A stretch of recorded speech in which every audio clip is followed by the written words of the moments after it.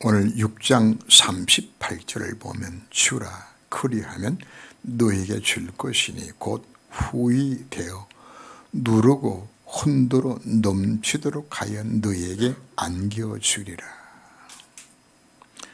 복음 가진 자들은 조건 없이 우리가 주고 베풀어야 합니다. 누가 조건 없이 모든 것을 주고 베풀 수 있는 것인가요? 바로 예수님께서는 우리에게 조건 없이 자신의 생명을 주시고 모든 것을 베풀어 주셨습니다. 우리 한국의 부자 가운데서 오블레스 오블리주를 가장 잘한 부자를 꼽으라 그러면 경주 최부자를 꼽습니다.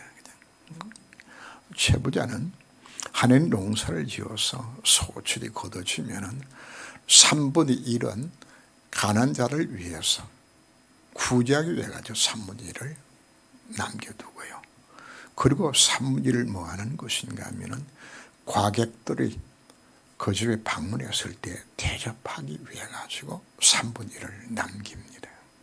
그리고 3분의 1을 갖고서 이제 가정 살림을 살아가도록 그렇게 편성을 했어요. 그리고는 흉년이 들면은 백리안이 있는 사람들은 굶어 죽지 않도록 곡간을 헐어서 그들을 다 도왔어요.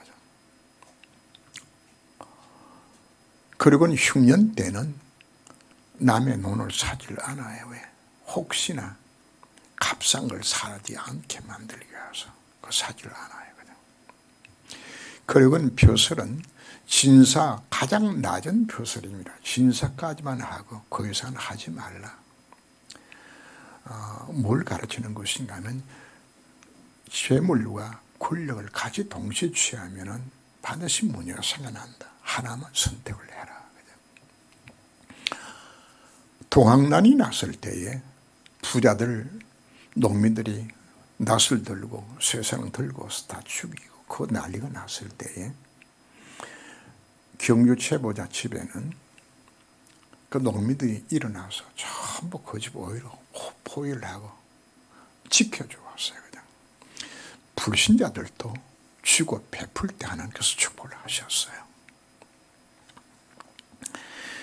6.25 이후에 우리나라가 정말 가난하고 힘들었지요.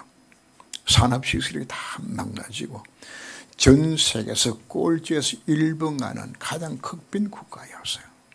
그때 우리나라 재정의 50%를 뭐로 충당한 것인가 하면 미국이 원조받아 가지고 나라가 살았어요. 그리고 지금 60대 이상 되신 분들은 아마 기억할 것입니다. 미국에서 보내주는 밀가루, 우유가루, 그리고 옥수가루 먹고 우리가 안 굶어 죽고 살았어요. 우리 한국 교회에 복음이 들어오게 되었을 때에 연세대학교를 누가 세운 것인가? 온두두가 미국의 후원을 받아 세운 학교가 연애 전문 학교를 세웁니다. 세브란스는 누가 세웠을까요? 바로 온두두의 말을 듣고서 한국에 병원이 필요한 것이라구나. 세브란스 가문이 3대에 걸쳐서 세운 것이 세브란스 병원입니다. 그래서 합쳐서 우리가 연세대학이 되었죠. 미국이 한국에 그 밀가루, 그 옥수가루 보낼 때에 어떻게 보낸지 압니까? 미국 성도들이 그들은 주급을 받거든요.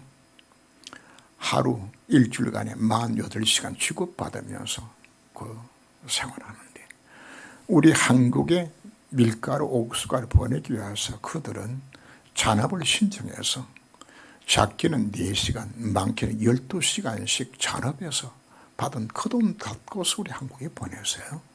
우리 그거 먹었다고요. 2차 세계대전 이후에 완전히 유럽의 경제가 다 무너졌어요. 그때 미국이 뭐 한 것인가? 마샬 플랜이라는 것을 만들어서 유럽을 재건하게 미국이 다 도와서 오늘날의 유럽이 되게 만들었어요. 심지어 미국하고 싸웠던 적성 국가였던 싸웠던 나라, 독일을 누가 살려준지 압니까? 미국이 살려줬어요. 일본을 누가 살려줘? 미국이 살려줬어요. 하나는 미국을 그냥 축복하는 것이 아닙니다. 뭐했기 때문에? 조건 없이 베풀었기 때문에. 하나는 오늘 우리에게 말씀을 합니다. 조건을 주고 베풀라고 우리에게 말씀을 합니다. 성도는 무슨 일을 하든지 다른 사람을 죽이는 것 하지 말고 살리는 것 해야 돼요. 전도제자는, 우리 모든 성도들은 무슨 일을 하든지 언제든지 다른 사람 살려야 되잖아요.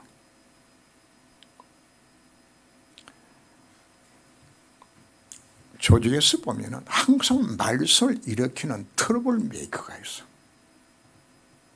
그런가 하면 뭐도 있죠? 피스 메이커가 있는 거죠. 내가 가는 곳곳마다 내가 가는 곳이 내 가정이 살아나 다 살려야 되잖아요. 내 직장 살려야 되잖아요. 내 현장 살려야 되잖아요. 누구나 뭘 살려야 된다고요? 교회 분쟁 일으키는 것이 아니라 교회를 살려야 되잖아요.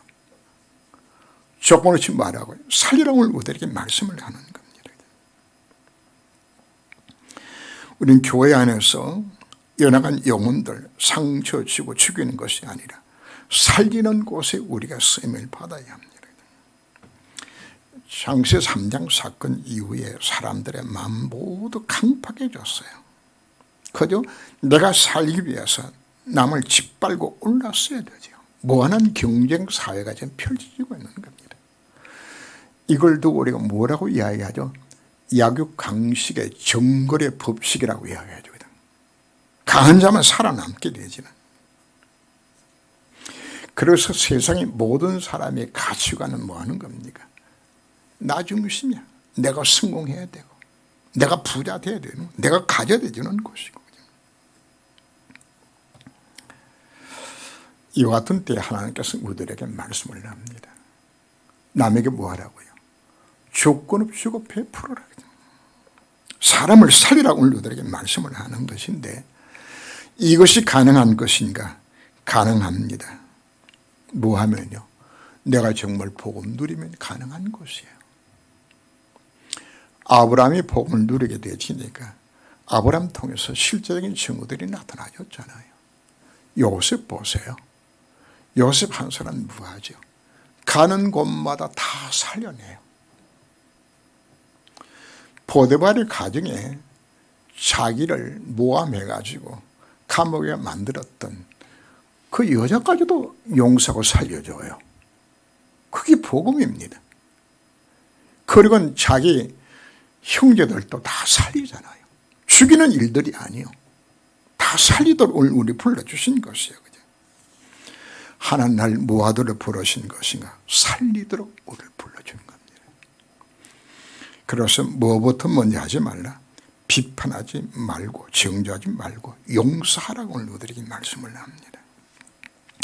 사람 살린 첫째가 무엇입니까? 비판하지 말고 정죄하지 말아라 우리에게 말씀을 합니다. 성경 우리에게 율법을 설명할 때 이는 이로 눈은 눈으로 상처는 상처로 갚아라. 그럼 이 정신대로 하면 내가 비판받으면 내가 뭐 해야 되죠? 비판해야 돼요. 내 정죄를 당하면 나도 남을 정죄하게 되지는 겁니다. 하나님 율법을 주신 것은 이렇게 상대방을 대적하라고 율법 주신 것은 사실은 아닙니다. 로마서 7장 12절 말씀 보면 이로 보건대 율법은 거룩하고 의로우며 선하다 말합니다. 율법의 근본 목적 자체는 우리 인간을 인간답게 살게 만들기 위해서 사실 주신 겁니다. 우리는 율법의 정죄 속에서 우리가 죽어 마땅한 자가 되어졌잖아요. 이 열매를 먹는 날에 너희들이 정령 죽으라. 그 율법입니다. 율법은 왜 주는 것인가? 죄를 더욱 죄되게 만드는 겁니다. 율법이 아니면 죄가 죄인지를 몰라요. 바울이 고백을 합니다. 내가 마음에 탐심을 품던 것이 죄인 줄 내가 몰랐는데 십계명 제일 마지막 10번째 계명에서 탐내지 말라고 했기 때문에 그래서 탐내는 것이 죄로구나. 그 깨달았다고 이야기하는 겁니다. 바로 율법은 우리에게 뭘 말하고 있는 것인가 하면 철저하게 내 자신의 죄인됨을 깨달아서 전혀 소망이 없는 인간인 것을 깨닫게 만드는 것이 율법의 역할입니다. 그래서 누가 필요하도록 나는 그리스도가 아니면 나는 살 수 없구나. 그리스도로 인한 내 죄임을 해결되지 않으면 나는 살 길이 없는 것이로구나. 그걸 깨닫게 만드는 것이 율법의 첫 번째 역할입니다. 그리고 왜 이는 이로 눈은 눈으로 갚아라고 이야기하는 것인가? 심판의 기준입니다. 우리 돌아다니는 말 가운데 유전무죄, 무전유죄란 말이 있지. 돈 있으면 무죄가 되고 돈 없으면 오히려 없는 죄도 뒤집어 쓴다고. 뭘 말하죠? 판결을 굽게 하지 말라 이야기하는 것이에요. 판결을. 이는 이로 눈은 눈으로 정확하게 재판을 하라, 공정한 재판을 하라는 의미 속에 율법이 들어있는 것이에요. 그리고 율법의 또한 의미는 인간이 갖고 있는 보복 심리를 이걸 행하지 말라고 이야기합니다.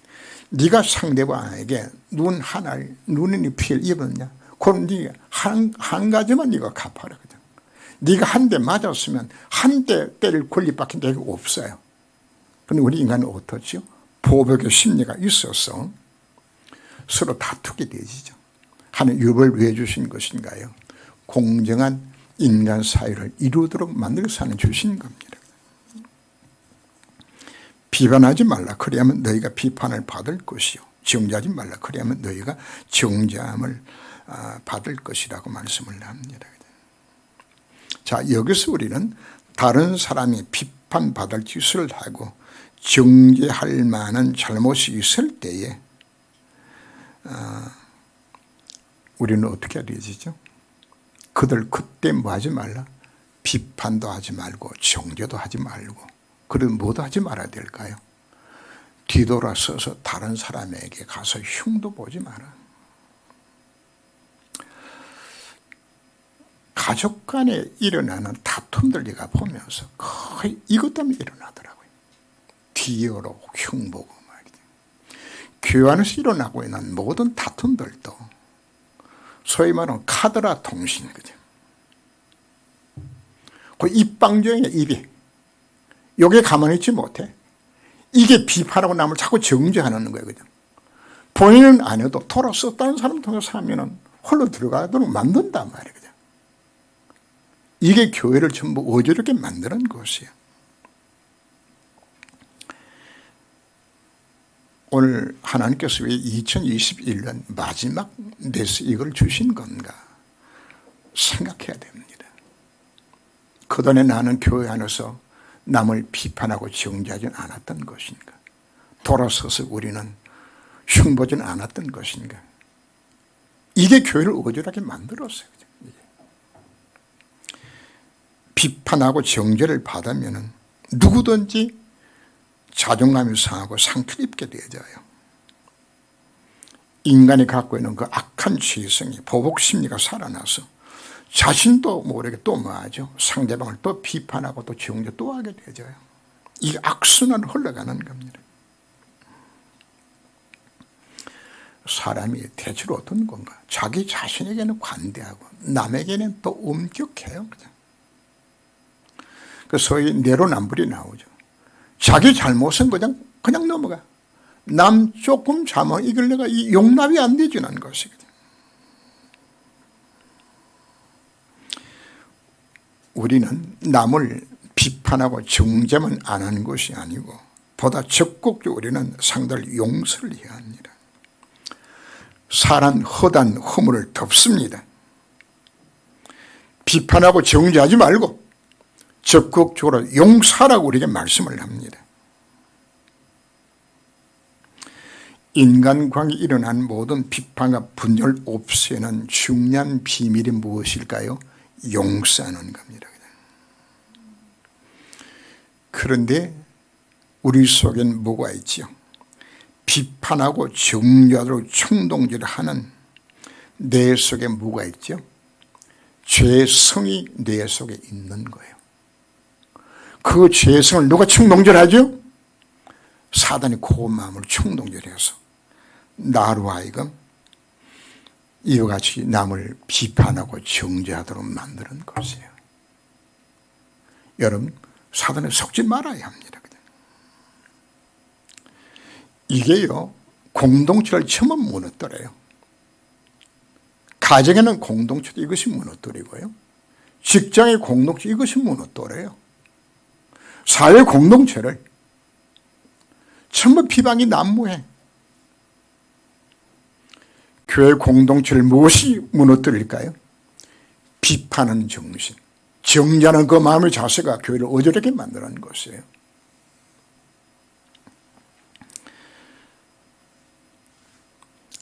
교회 안에서 그동안에 교회를 떠나고 교회 안 나오는 분들을 제가 분석을 해보니까 그 역에 걸렸어. 누구 때문에? 내가 상대와 내가 비판하고 내가 정죄한 것 때문에. 교회를 세우는 것이 아니라 교회 원내에서 내가 깨뜨렸다고요. 우리는 진심으로 우리는 상대방을 용서해야 합니다.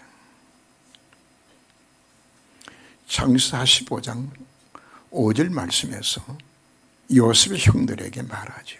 형님들이요, 나를 팔아도 근심하지 마소서. 형님들이 날 판 것이 아니라 우리 가정 구원하시려고 날 먼저 보내셨나이다.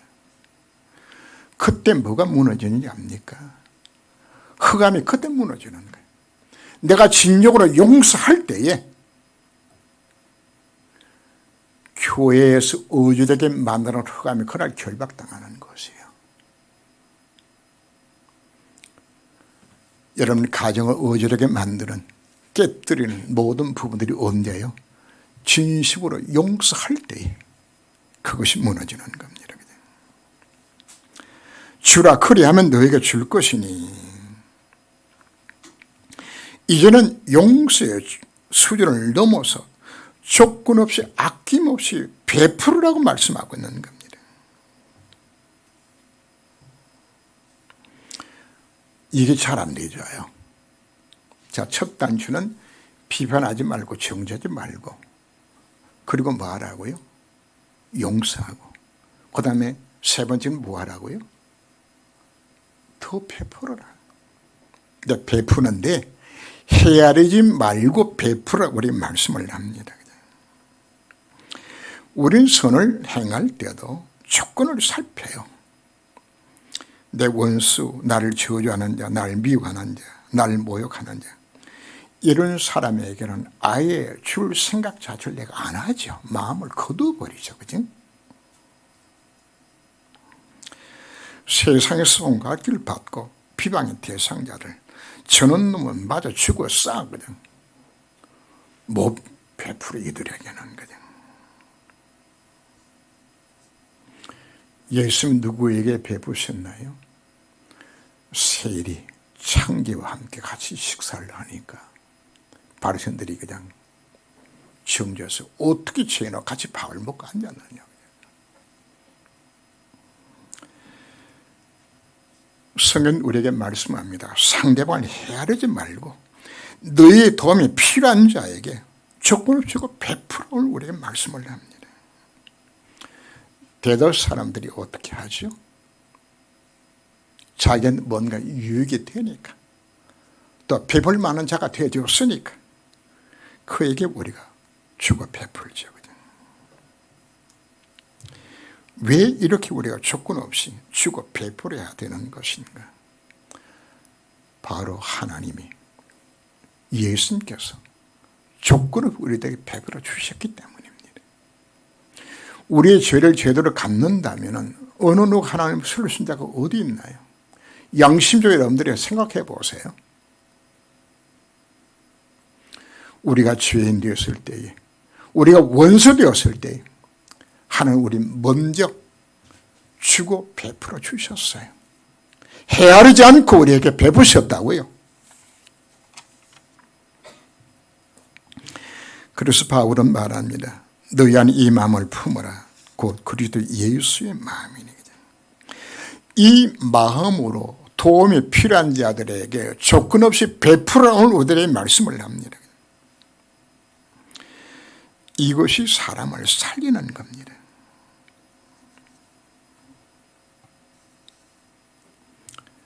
지금 내가 헤아리는 그 사람, 저 사람은 나의 도움을 받을 수 있는 사람이 아니야. 저 사람은 나의 비판과 정죄의 대상이지. 어떻게 저 사람을 도울까? 여러분, 생각을 바꿔야 합니다. 그 사람이 진짜 복음이 필요한 사람이고 진짜 그 사람 여러분들의 사랑이 필요한 사람이에요. 그 사람에게 뭐 하라고요?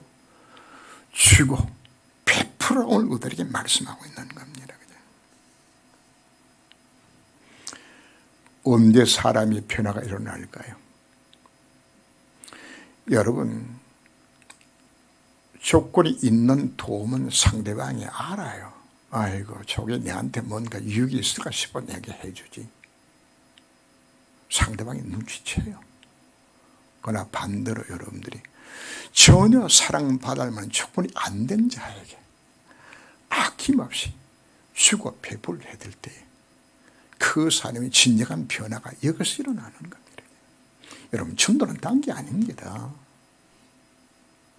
이 사랑으로 베풀어 줄 때에 상대방이 용납해 주게 되었을 때에 어디서요? 가정에서도, 직장에서도, 현장에서도, 교회 안에서도. 이게 사람 살리는 거예요. 이게 전도라고요. 이제 우리는 생각 자체를 바꿔야 되는 겁니다. 하나님 약속합니다. 바로 이렇게 네 가진 것을 갖고서 주고 베풀 때에 주라 그리하면 너에게 줄 것이니 곧 후이 되어 누르고 흔들어 넘치도록 하여 너에게 안겨주리라. 이게 여러분들이 복받는 방법입니다. 우리가 교회를 위하여서, 전도를 위하여, 선교를 위하여서, 후대를 위하여서 하나님에게 맡겨놓은 것 갖고서 헤아리지 말고 하나님 앞에 드리라고 말씀하고 있는 것이에요. 헌금이 아깝죠. 왜 아깝죠? 헤아리니까. 그래서 여러분들 헌금도 제대로 못해요. 봉사도 제대로 못해요. 하나님 여러분들에게 빛의 경제를, 성전 경제를, 230일 날 살릴 수 있는 선교 경제를 이미 하나님 다 준비해 놓으셨는데 누구한테 주겠다고요? 바로 아낌없이 복음 때문에 주고 베푸른 자를 위해서 하나님께서 예배놓은 걸 우리가 믿어야 하는 것입니다. 하나님은 복의 근원입니다. 우리에게 이와 같이 하나님의 뜻을 이루는 것 내 인생에 받게 되었을 때 하나님은 조건 없이 하나님께서 내게 뭐 하시겠다고요? 내가 조건 없이 내가 베풀 때 하나님은 조건 없이 내게 뭐 하신다고요? 채워주겠다 그분이 약속하고 있는 것입니다. 선한 사람은 마음에 쌓은 선에서 선을 내고 이는 마음에 가득한 것을 입으로 말함이라. 문제는 나의 영적 상태입니다. 이 메시지를 누구에게 준 것인가 하면 제자들과 함께 바리새인들을 두고서 그들의 가르침에 따르지 말라는 의미의 말씀을 사실 주신 겁니다. 바리새인들은 경건한 척하면서 구제하고 기도하고 다 합니다. 그런데 이거는 겉모습으로 그렇게 해야만이 다른 사람들이 야, 저 사람 정말 하나님 잘 섬기는 것이라거나 저 사람 예수 참 잘 믿는 것이라거나 그죠? 이건 나타내고 사는 그런 경건을 버리라고 말씀하고 있는 겁니다. 말씀을 준비하면서 제 자신을 돌이켜봅니다. 목사도 자칫자문하면 외식으로 베풀고 외식으로 선을 행하는 것처럼 행동할 수밖에 없겠구나. 우리에게 진짜 문제가 무엇인가요? 우리는 조건 없이 주고 베풀어야 되는데 이게 사실은 잘 안 돼요.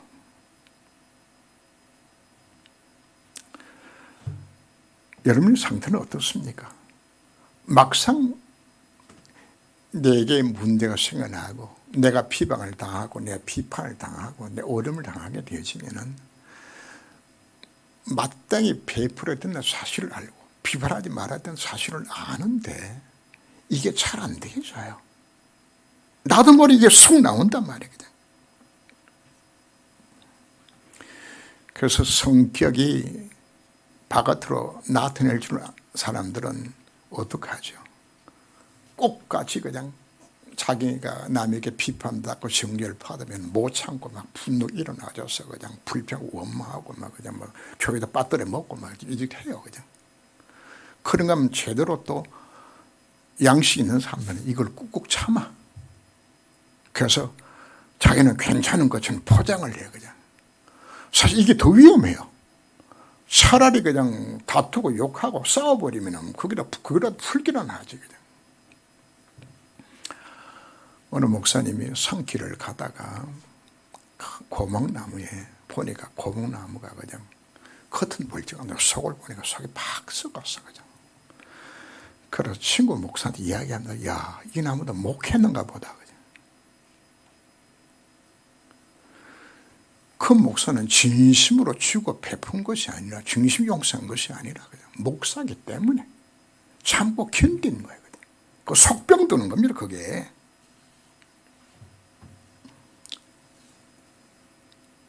차라리 터져가지고 소리 지르고 하는 게 차라리 정신건강에 나을지도 모릅니다. 그냥. 하나님께서 왜 마지막 주 이 메시지를 주신 것인가?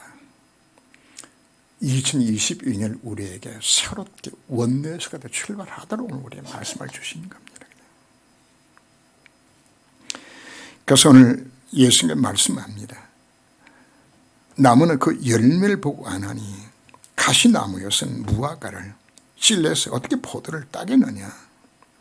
선한 사람은 마음에 쌓은 선에서 선을 내고 악한 자는 그 쌓은 악에서 악을 내놓으리라. 무엇이 그 마음에 들어있는 것인가? 못된 열매 맺는 나무는 좋은 열매를 맺을 수 없어요. 우리가 접근을 뭘 하느냐에 따라서 율법적으로 접근을 하면은 내가 열심히 내가 노력으로 선을 베풀어야 돼. 근데 그거는 속에서 진짜 들어있는 건 나오는 것이 아니고 가짜로 만들어낸 것이잖아요. 그 열매를 맺으라고 이야기하는 것이 아닙니다. 정말 네 속에 쌓이는 진짜가 나와야 될 것이 아니냐. 그래서 우리에게 가장 먼저 해야 될 것이 바로 뭔가. 고린도서 5장 17절 말씀이어서 누구든 그리스도 예수는 자에게는 는 자는 새로운 피조물이라. 이전 것은 지나갔으니 보라 새 것이 되었다고 말씀했죠. 여러분 속에 예수 생명이 있습니까? 그러면 여러분들은 뭐가 되진 거죠? 나무가 바뀌어진 거예요. 무화과 열매를 맺을 수 있는 무화과 나무로 가시나무가 무화과 나무 열매 바뀌어진 것이에요. 포도 열매 맺을 수 있는 신뢰나무가 포도나무 이미 열매 바뀌어진 것이에요. 자, 그런데 왜 내게는 열매가 안 맺는 것인가? 분명히 난 하나님 자녀가 맞고 나무는 바뀌어졌는데 뭐가 됐기 때문에 내 인생관 가치관이 안 바뀌어서 그런 것이에요. 내 속에 딴 것이 각인 뿌리 체질되지. 이게 자꾸만 튀어나오는 거란 말이에요. 이게.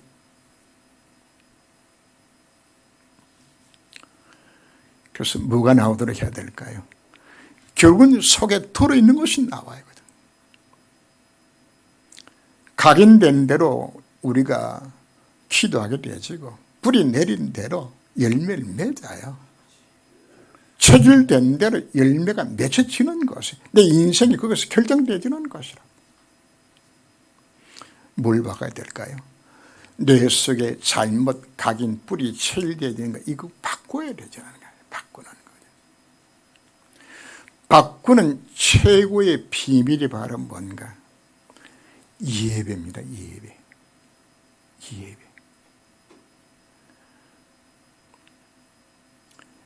예배의 귀중성을 깨닫지 못하고 예배를 시시하게 여기는 상태 속에서는 10년 가도 100년 가도 안 바뀌어져요. 예배를 통해서 우리가 뭘 찾아야 될까요?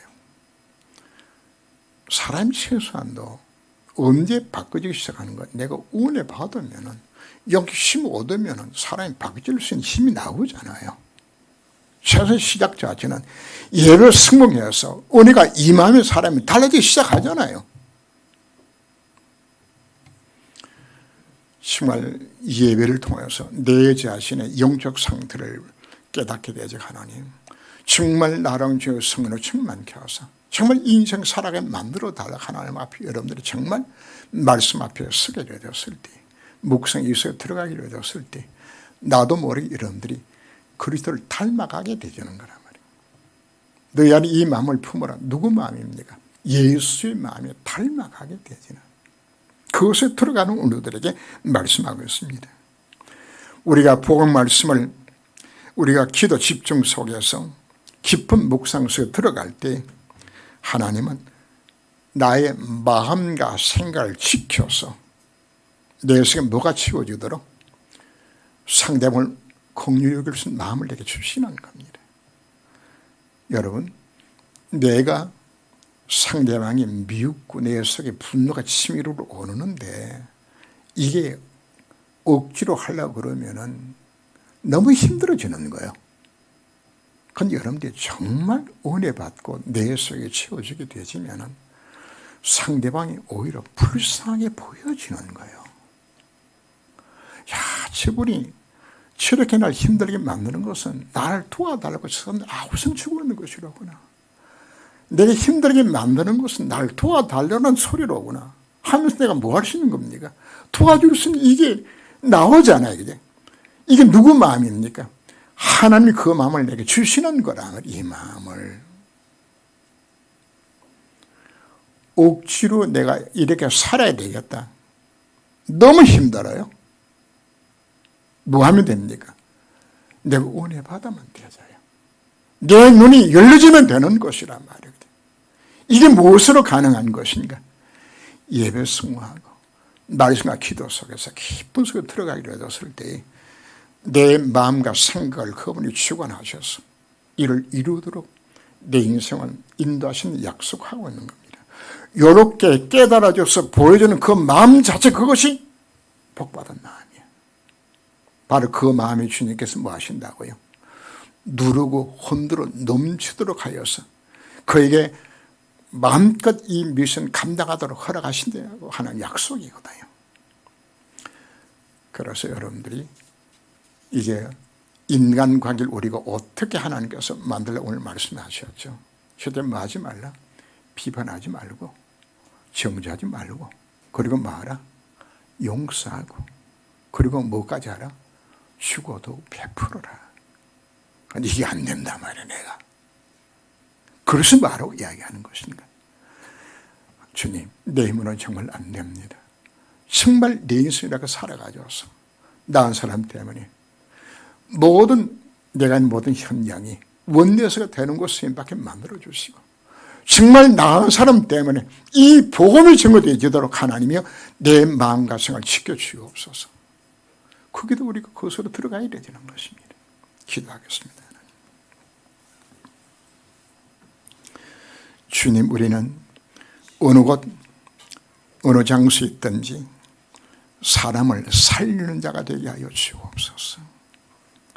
상대방을 비판하거나 정죄하지 아니하고 용서하게 하여 주옵시고 한 걸음 더 나가서 주고 베풀게 하여 주옵소서. 그러나 나의 본성으로서는 이거 할 수 없음을 주님 앞에 한 시간 고백합니다. 나의 죄성을 사단이 총동질하여서 나은 사람 때문에 나의 가정이 내 직장이 내 현장이 내가 섬기는 교회가 나은 사람 때문에 원해서 이루지 못하고 그동안에 깨뜨렸던 나의 삶을 이 시간 기억하며 하나님 앞에 기도합니다. 하나님, 우리의 마음과 생각을 붙잡아 주시고 나를 긍휼히 여겨 주옵시고 나은 사람을 통하여서 현장에 아름다운 평강을 이룰 수 있는 피스메이커 될 수 있는 나의 삶이 되도록 하나님이 간섭하여 주옵시고 진정으로 복음 누림으로 인하여서 내 속에 내 마음과 생각을 주께서 지켜주어서 이 같은 삶에 사라지도록 주여주들에게 은혜를 도와여 주옵소서. 바로 이 자세로 2022년에 교회를 살릴 수 있는 우리 모든 성도가 되게 하여 주옵소서. 예수 그리스도 이름으로 기도합니다. 아멘.